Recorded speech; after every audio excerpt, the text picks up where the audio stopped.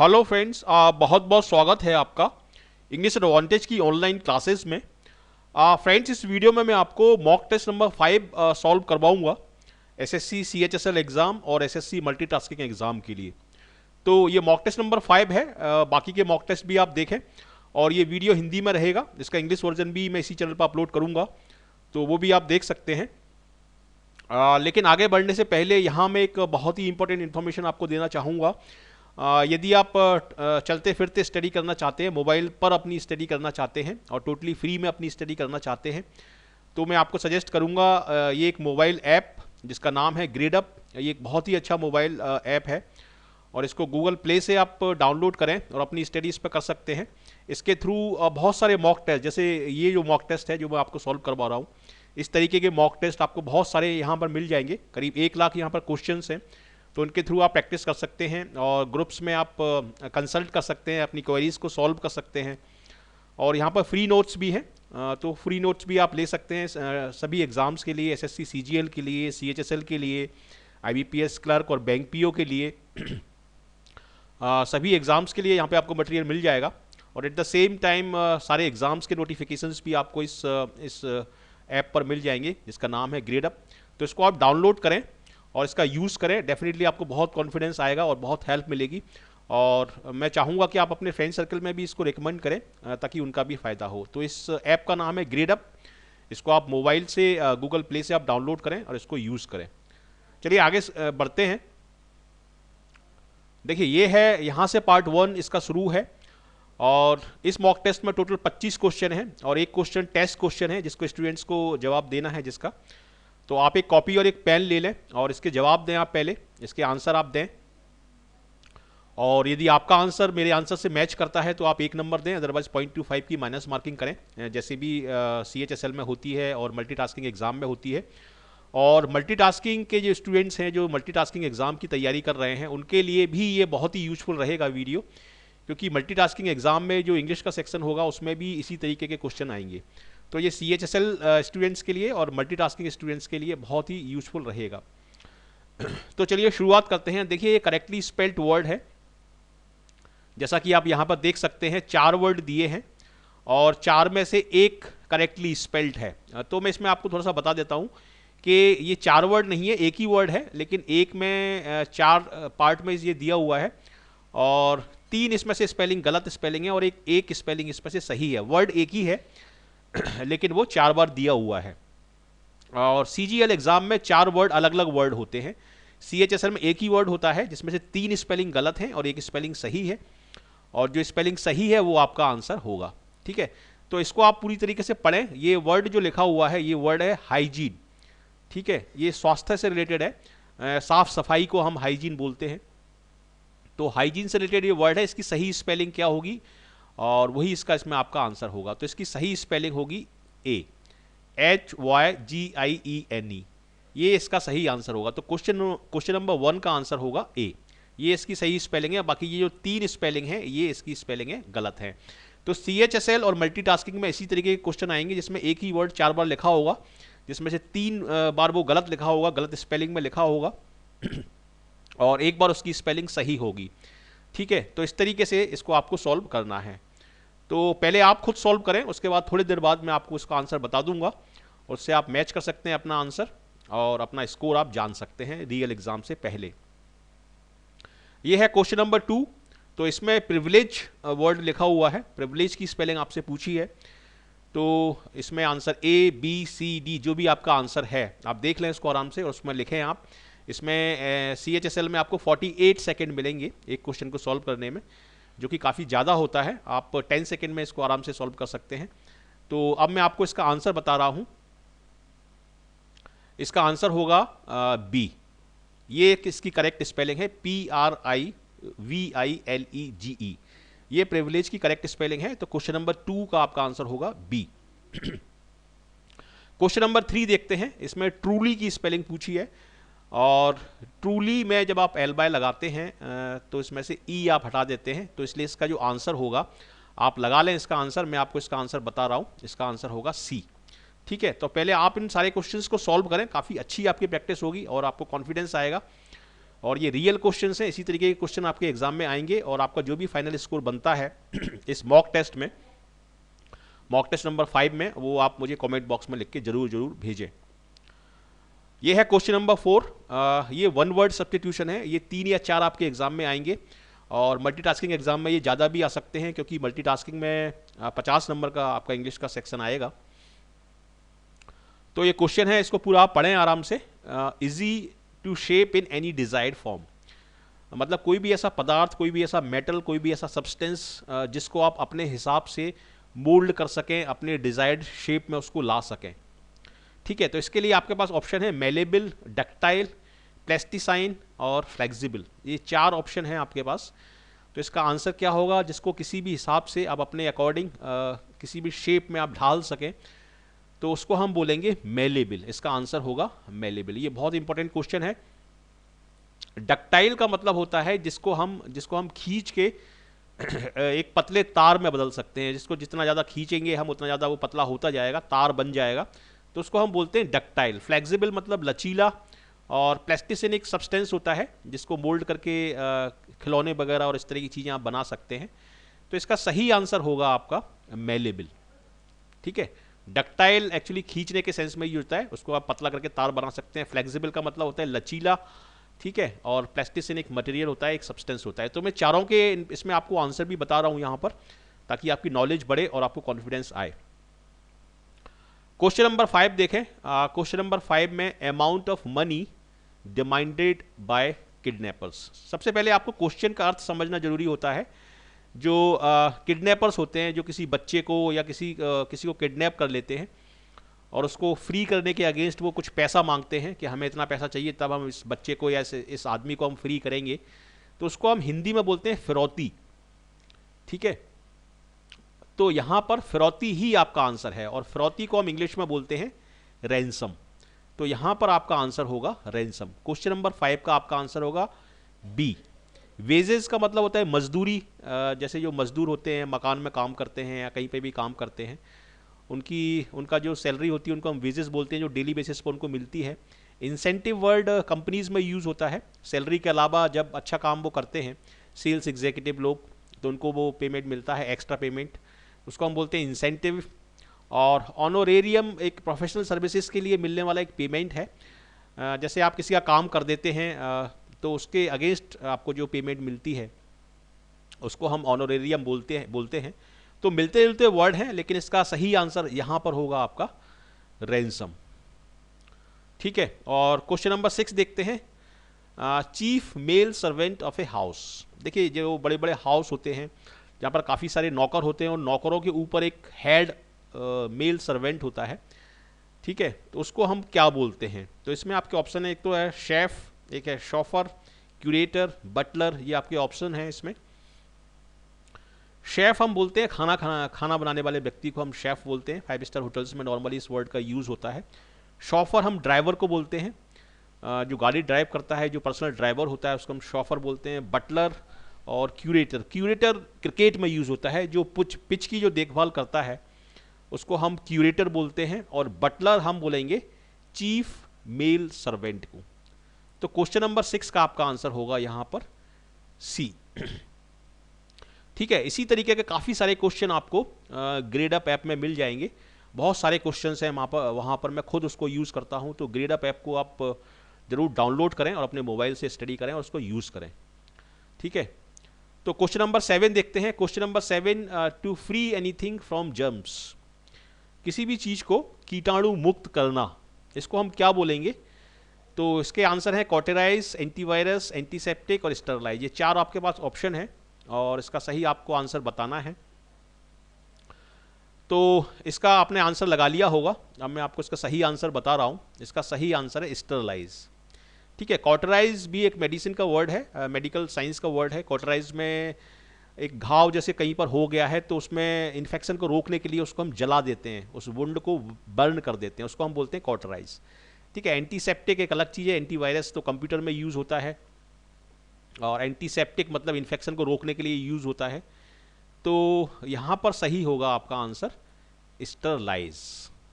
ए इसमें आपका आंसर होगा। क्वेश्चन नंबर 8 देखते हैं, one who leaves one's country in order to settle permanently another. मतलब एक ऐसा व्यक्ति जो अपना देश छोड़ के दूसरी कंट्री में चला जाता है और वहाँ पर सेटल हो जाता है, तो उसको हम क्या बोलेंगे? 4 ऑप्शन हैं आपके पास, बायगॉट, ओमनीप्रेजेंट, इमिग्रेंट एंड एमिग्रेंट। ठीक है, तो बायगॉट किसको बोलते हैं? हम बायगॉट ऐसे व्यक्ति को बोलते हैं जो बहुत ज़्यादा किसी भी एक ही धर्म को मानता है, जिसको हम बोलते हैं फंडामेंटलिस्ट। ठीक है, या धर्मांध जिसको हम हिंदी में बोलते हैं, जो किसी और धर्म को एक्सेप्ट नहीं करता, केवल एक ही धर्म को बहुत ज़्यादा मानता है, जिसको हम इंग्लिश में फंडामेंटलिस्ट या कट्टरपंथी बोलते हैं। तो उसके लिए ये वर्ड है बायगॉट। ठीक है, ओमनी प्रेजेंट जो सब जगह प्रेजेंट है उसको हम ओमनी प्रेजेंट बोलेंगे। ठीक है, एमिग्रेंट और इमिग्रेंट, देखिए इन दोनों में क्या अंतर है? इमिग्रेंट का मतलब है जो जो बाहर से अंदर आता है, जो और किसी कंट्री से अपने कंट्री में आता है, उसको हम इमिग्रेंट बोलते हैं। और जो अपनी कंट्री से यानी इंडिया से किसी दूसरी कंट्री में जाएगा उसको हम बोलेंगे एमिग्रेंट। यहाँ पर ई का मतलब है एग्जिट और आई का मतलब है इन। ठीक है, तो इससे आप इसको याद रख सकते हैं आराम से। तो यहाँ पर आपका आंसर होगा बी, एमिग्रेंट, क्योंकि जो अपनी कंट्री से दूसरी कंट्री में जा रहा है उसको हम बोलेंगे इमिग्रेंट। तो ये इसका आंसर आपका होगा। तो ये आपका आप मॉक टेस्ट नंबर 5 आप सॉल्व कर रहे हैं, और मॉक टेस्ट नंबर 1, 2, 3, 4 तक भी मैंने अपलोड कर दिए हैं, तो उनको भी आप ज़रूर देखें। दोनों ही लैंग्वेजेस मैंने अपलोड किए हैं, और इस चैनल के सारे वीडियो आप देखें, बहुत ही यूज़फुल वीडियो हैं और आप फ्री में उनको देख सकते हैं, अपनी तैयारी कर सकते हैं। तो मैं आपसे रिक्वेस्ट करूँगा कि आप सारे वीडियो देखें, जिस भी लैंग्वेज में आप देखना चाहते हैं, इंग्लिश में या हिंदी में, और सारे वीडियो आप देखें एक एक करके, डेफिनेटली बहुत कॉन्फिडेंस आएगा।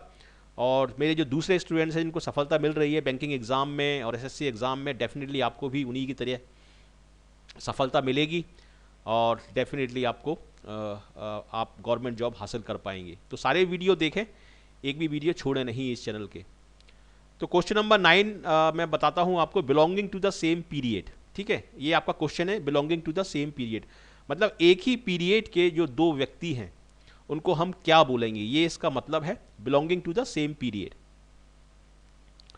ठीक है, सपोज दो व्यक्ति हैं और दोनों, एक का जन्म हुआ है 1970 में और एक का जन्म हुआ है 1971 में, तो ऑलमोस्ट सेम पीरियड के हैं वो लोग, और उनको हम क्या बोलेंगे? तो उसका आंसर क्या होगा? देखिए, एंशिएंट का मतलब होता है प्राचीन। ठीक है, तो एंशिएंट यहां पर आपका आंसर नहीं होगा। को इंसिडेंटल का मतलब होता है इत्तेफाकन, दो चीजें एक इत्तेफाक बन जाए कि दो चीजें एक साथ घटित हो जाएं। ठीक है, तो उसको हम बोलते हैं को इंसिडेंटल। जैसे एक पार्टी में आप गए और 9 बजे आप उस पार्टी में पहुंचे और 9 बजे ही आपका एक फ्रेंड वहां पर पहुंच गया, तो उसको हम बोलेंगे को इंसिडेंटल। ठीक है, और हिस्टोरिक का मतलब होता है काफ़ी सिग्निफिकेंट, काफ़ी महत्वपूर्ण, यदि कोई चीज़ है जिसको हम हिस्ट्री में दर्ज कर सकते हैं तो उसको हम बोलेंगे हिस्टोरिक। तो यहाँ पर आपका आंसर होगा कंटेम्परेरी। कंटेम्परेरी का मतलब होता है समकालीन, मतलब एक ही काल के यानी एक ही टाइम के दो व्यक्ति, तो उसको हम बोलेंगे कंटेम्परेरी। तो क्वेश्चन नंबर 9 का आपका आंसर होगा सी। क्वेश्चन नंबर 10 देखते हैं, ये सेंटेंस इंप्रूवमेंट का आपका पार्ट है, और एक इसमें सेंटेंस दिया हुआ है ब्लू कलर में, और उसमें उसका कुछ पार्ट ये यहाँ पर आप देख सकते हैं, इसका कुछ पार्ट यहाँ पर अंडरलाइन किया हुआ है। इस पार्ट को आपको रिप्लेस करना है, क्योंकि ये ग्रामेटिकली रॉन्ग हो सकता है, और यदि ग्रामेटिकली रॉन्ग नहीं है, सही है आपके हिसाब से, तो आपका जो आंसर होगा वो होगा डी। तो I had completed my science project before he, देखिए ये पास्ट परफेक्ट टेंस है, और पास्ट परफेक्ट टेंस में ये वाला जो पार्ट होता है जो पहले ख़त्म हो चुका होता है उसको हम हैड के साथ लिखते हैं, और जो दूसरा वाला जो पार्ट होता है जो बाद में फिनिश होता है उसमें हम वर्ब की सेकेंड फॉर्म लगाते हैं, केवल वर्ब की सेकेंड फॉर्म। तो यहाँ पर वर्ब की जो सेकेंड फॉर्म होगी कम की, वो होगी केम। तो यहाँ पर हैड केम की जगह ये वाला पार्ट आएगा केम। ठीक है, तो इसमें आपका आंसर होगा ए। क्वेश्चन नंबर 10 में आपका आंसर होगा ए। क्वेश्चन नंबर 11 देखते हैं, अंडर नो सर्कमस्टेंसेस आई शैल एक्सेप्ट हिज ऑफर। तो आई शैल की जगह इसमें जो कि अंडरलाइन पार्ट है उसमें क्या आएगा? देखिए, जब कोई भी सेंटेंस नेगेटिव वर्ड या नेगेटिव फ्रेज से स्टार्ट होता है तो यहाँ पर उसके बाद जो सब्जेक्ट और वर्ब आती है उसको हम इन्वर्ट कर देते हैं। पहले वर्ब आएगी और फिर उसके बाद सब्जेक्ट आएगा। तो यहाँ पर आई शैल की जगह शैल आई होगा। लेकिन इसमें एक रूल और है, नॉर्मली हम आई और वी के साथ शैल लगाते हैं और बाकी सारे सब्जेक्ट के साथ हम विल लगाते हैं। लेकिन जब हम प्रॉमिस, डिटर्मिनेशन और थ्रेट, इन तीन चीज़ों की जब हम बात करते हैं तो आई और वी के साथ सेल ना लगा के हम विल लगाते हैं। ठीक है, तो इसमें हम डिटर्मिनेशन यानी दृढ़ निश्चय की बात कर रहे हैं, तो इसलिए इसमें आई शैल की जगह, वैसे शैल आई होना चाहिए लेकिन विल आई इसमें सही होगा, क्योंकि ये डिटर्मिनेशन की बात कर रहा है ये सेंटेंस। तो इसमें करेक्ट सेल आई भी होगा, लेकिन मोर करेक्ट या पूरी तरीके से करेक्ट होगा इसमें विल आई। तो इसका आंसर होगा सी। क्वेश्चन नंबर 12 देखते हैं। Unfortunately Sachin got out in 14 over. ठीक है, सचिन जो है वो आउट हो गया 14वें ओवर में। तो इसका आंसर क्या होगा आप देख लें इसमें और अपना आंसर लगाएं, और उसके बाद मैं आपको इसका आंसर बताऊंगा। देखिए, इंग्लिश में दो तरीके के नंबर होते हैं। एक होते हैं कॉर्डिनल नंबर, जैसे 1, 2, 3, 4, ये होते हैं कॉर्डिनल नंबर, और एक होते हैं ऑर्डिनल नंबर जिसके थ्रू हम ऑर्डर बताते हैं, जैसे फर्स्ट, सेकंड, थर्ड, फोर्थ। तो ये जो 14 है ये भी एक ऑर्डिनल नंबर है, और ऑर्डिनल नंबर से पहले हम इंग्लिश ग्रामर में दा का प्रयोग करते हैं। तो 14 को हम बोलेंगे 14th, और इससे पहले हम दा लगाएंगे। तो इसका आंसर होगा यहाँ पर आपका इन द 14th। आपका आंसर होगा ये वाला बी, आपका इसमें आंसर होगा इन द 14th। ठीक है, तो 12 क्वेश्चन हो गए आपके। अब आगे देखते हैं 13 क्वेश्चन। ये है स्पॉटिंग एरर के क्वेश्चन हैं ये। My father run down me for I was a bit irresponsible about my career and life. चूंकि मैं अपनी लाइफ और करियर के बारे में थोड़ा सा इरिस्पॉन्सिबल था, मेरे फादर ने मुझे क्रिटिसाइज किया यानी डांटा मुझे। तो रन डाउन का मतलब होता है क्रिटिसाइज करना। ठीक है, तो ये वर्ब तो यहाँ पर सही लगी है, लेकिन ये चूंकि सेंटेंस आपका जो है ये पास्ट टेंस में है, वॉज से हमें पता पड़ रहा है कि ये पास्ट टेंस में है, इसको हम रन की जगह हम बोलेंगे रैन, RAN, रैन। ठीक है, इस तरीके से हम इसको बोलेंगे। तो इसमें आपका जो आंसर होगा वो होगा a. Question number 14, the students were advise to pore over the lessons thoroughly. मतलब स्टूडेंट्स को एडवाइस किया गया कि वो उनके जो लेसन्स हैं उनको अच्छे तरीके से पढ़ें, उनको थॉरोली पढ़ें।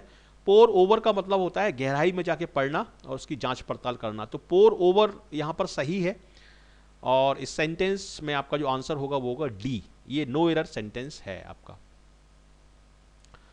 क्वेश्चन नंबर 15 देखते हैं। ये भी स्पॉटिंग एरर का पार्ट है, और देखिए कितने रियल क्वेश्चंस हैं। ये सारे क्वेश्चंस इसी तरीके के क्वेश्चन आपके मल्टीटास्किंग एग्जाम में, और जिन भी स्टूडेंट्स का आगे एग्जाम है CHSL का, उनमें इसी तरीके के सारे क्वेश्चंस आएंगे इंग्लिश सेक्शन में। तो इंग्लिश में आप काफ़ी अच्छा स्कोर कर सकते हैं और मेरिट लिस्ट में अपना नाम आप इंश्योर कर सकते हैं। तो यहाँ पर देखें question number 15, cracking difficult exams like IIT and IAS need meticulous planning and hard work. ये एक बहुत अच्छा सेंटेंस है। तो यहाँ पर हमारा सब्जेक्ट क्या है? यहाँ पर हमारा सब्जेक्ट IIT और IAS ना होकर यहाँ पर हमारा सब्जेक्ट है क्रैकिंग डिफिकल्ट एग्जाम्स। ठीक है, डिफिकल्ट एग्जाम्स को पास करना।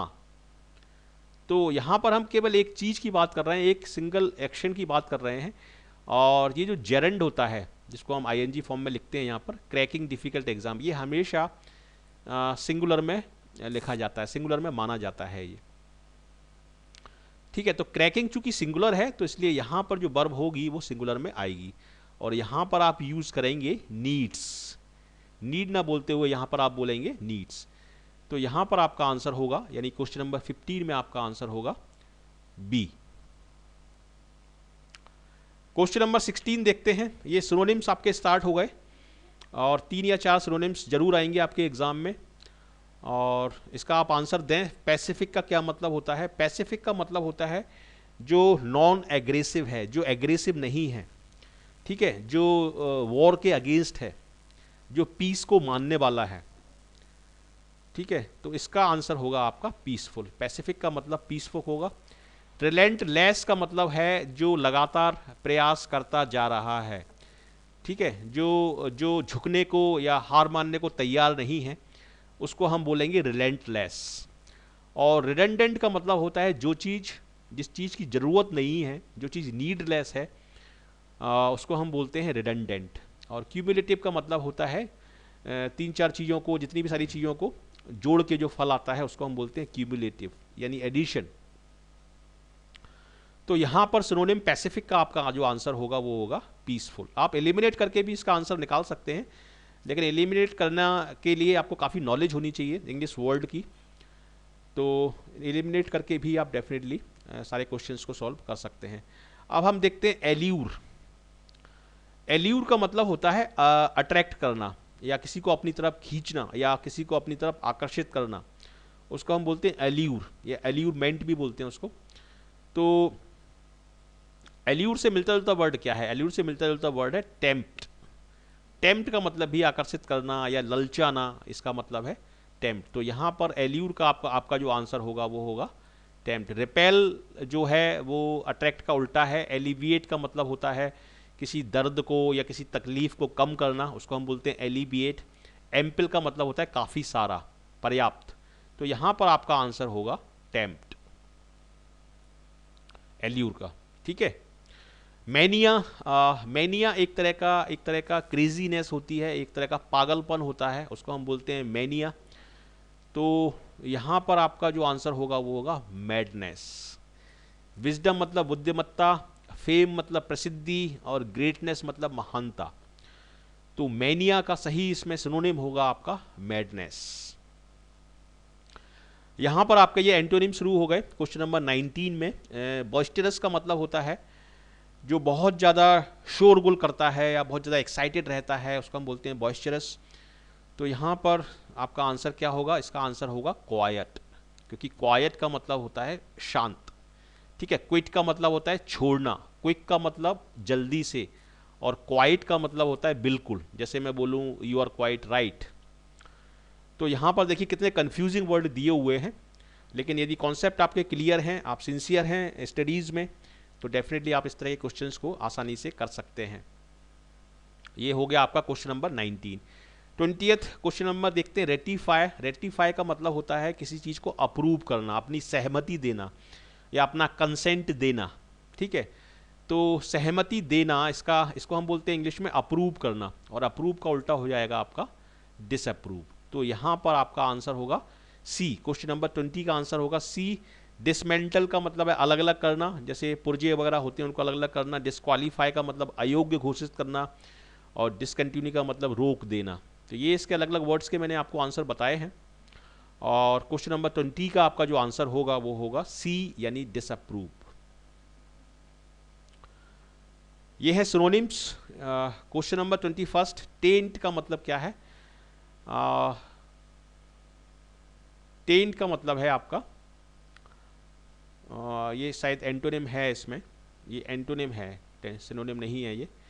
तो टेंट का मतलब होता है आरोप लगाना किसी के ऊपर, किसी को गंदा कर देना। तो इसका जो आंसर होगा वो होगा क्लियर।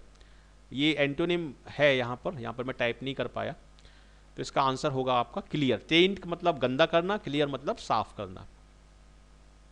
ये है आपका फिलर्स। फिलर शुरू हो गए यहाँ पर। ये ही वॉज कन्विक्टेड मैनस्लॉटर।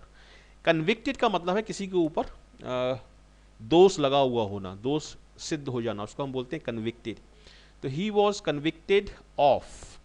कन्विक्टेड के बाद जो वर्ड आता है, जो प्रपोजिशन आता है, वो आता है बी। तो यहाँ पर आपका आंसर होगा बी, क्वेश्चन नंबर 22 में। क्वेश्चन नंबर 23 में, the shirt is not expensive, I bought it. The shirt is not expensive, I bought it. I bought it, तो यहां पर क्या होगा? यहां पर होगा चीप। ठीक है, क्योंकि यहां पर आपको एक्सपेंसिव का अपोजिट वर्ड चाहिए। चूंकि यहां पर एक्सपेंसिव वर्ड यूज हुआ है, तो यहां पर हमने बोला है कि the shirt is not expensive, मतलब शर्ट एक्सपेंसिव नहीं है। तो एक्सपेंसिव नहीं है तो कैसी है? तो एक्सपेंसिव नहीं है इसका मतलब वो चीप है। तो यहां पर आएगा आपका चीप, चीपली नहीं आएगा यहां पर आपका आंसर आएगा चीप। क्वेश्चन नंबर 24 देखते हैं। Only the brave deserve the. अब देखिए कितने सारे कंफ्यूजिंग वर्ड हैं, फ्लेयर, फ्लेयर, फेयर, फेयर। अब इनके पहले मैं मीनिंग आपको बता देता हूं। फ्लेयर का मतलब होता है किसी काम को करने का एप्टीट्यूड, उसको हम बोलते हैं फ्लेयर, FLAIR। फ्लेयर इसको हम बोलते हैं, जैसे आग जलती है तो उसकी जो लपट निकलती है उसको हम बोलते हैं फ्लेयर। फेयर मतलब किराया ट्रेन का या बस का, और फेयर का मतलब होता है एक, यहाँ पर फेयर का मतलब है एक्चुअली मेला, या कोई बहुत अच्छी चीज़ जिसको आप सेलिब्रेट कर सकते हैं।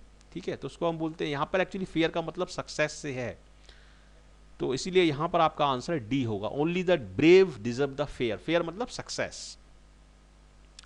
ठीक है, और ये है आपका last question, you can not loose what you, अब इसमें क्या आएगा देखिए, हैज, वंस, नेवर, ऑलवेज, तो इसको आप आराम से पढ़ें और इसका आंसर बताएं।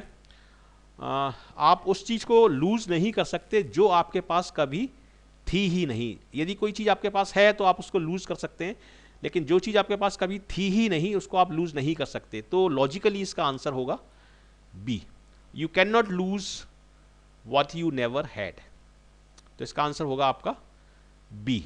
और ये है test question, she had an of the year, इसका आंसर आपको लिख के भेजना है कमेंट बॉक्स में। इन्फेक्शियस इंजरी, इन्फेक्शन और अल्सरेशन, ये 4 इसमें आपके ऑप्शन है और इसमें से एक आपको लिख के भेजना है। ठीक है, तो ये आपके 25 क्वेश्चन पूरे हो गए, और अब आपका जो भी एडिशन, जो भी आपका स्कोर बना है उसको आप तैयार कर लें और मुझे कमेंट बॉक्स में लिख के जरूर भेजें, और उस पर मैं अपना फीडबैक आपको दूंगा। और ये है ग्रेडअप ऐप, इसको आप डाउनलोड करें अपने मोबाइल में, और चलते फिरते ट्रैवलिंग में कहीं भी आप इसके थ्रू आप फ्री में स्टडी करें, और मैं आपको रेकमेंड करूंगा कि इसको आप जरूर डाउनलोड करें। एक बहुत ही अच्छा ऐप है, मैं पर्सनली इसको यूज़ करता हूँ, मेरे बहुत सारे सब्सक्राइबर्स इसको यूज़ करते हैं, तो इसको तुरंत अभी डाउनलोड करें और इसके थ्रू आप फ्री में स्टडी करना शुरू करें, और इससे डेफिनेटली आपको बहुत फ़ायदा होगा। यह है आपका स्कोर कार्ड, और यदि आपके 18 में से 25 नंबर आए हैं तो आपकी परफॉर्मेंस आउटस्टैंडिंग है, 16 से 18 आए हैं तो एक्सीलेंट है। ये यहाँ पर मैंने आपका एक्शन प्लान भी बना के दिया हुआ है कि क्या करने की आपको ज़रूरत है। जैसे यदि 10 से 15 ही नंबर आपके आए हैं 25 में से, तो आपको प्रैक्टिस करने की ज़रूरत है, काफ़ी प्रैक्टिस करने की ज़रूरत है, और 10 से भी नीचे हैं तो आपको रेगुलर बेसिस पे काफ़ी ज़्यादा प्रैक्टिस करने की ज़रूरत है। ठीक है, तो यहाँ पर मैंने ये आपका स्कोर बताया है, और आपको क्या करना है, क्या एक्शन प्लान आपका होना चाहिए, वो भी मैंने आपको यहाँ पर बताया है। तो कैसा लगा आपको ये वीडियो? यदि अच्छा लगा, आपके लिए यूजफुल रहा ये वीडियो, तो जरूर इसको लाइक करें, शेयर करें अपने ज़्यादा से ज़्यादा फ्रेंड्स के साथ, और कमेंट करके मुझे अपना स्कोर भेजें और अपना फीडबैक भी बताएं। और यदि अभी तक आपने इस चैनल को सब्सक्राइब नहीं किया है तो ज़रूर आप हमारे साथ जुड़ें, आप इस चैनल को सब्सक्राइब करें, आपका बहुत बहुत स्वागत है इस चैनल पर।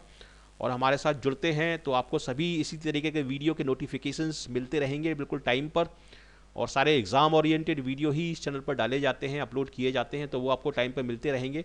तो इसलिए मैं आपसे रिक्वेस्ट करूंगा कि ज़रूर हमारे साथ जुड़ें और ज़रूर इस चैनल को सब्सक्राइब करें। So thank you very much for watching this video, and I wish you all the best for your bright future. Thank you.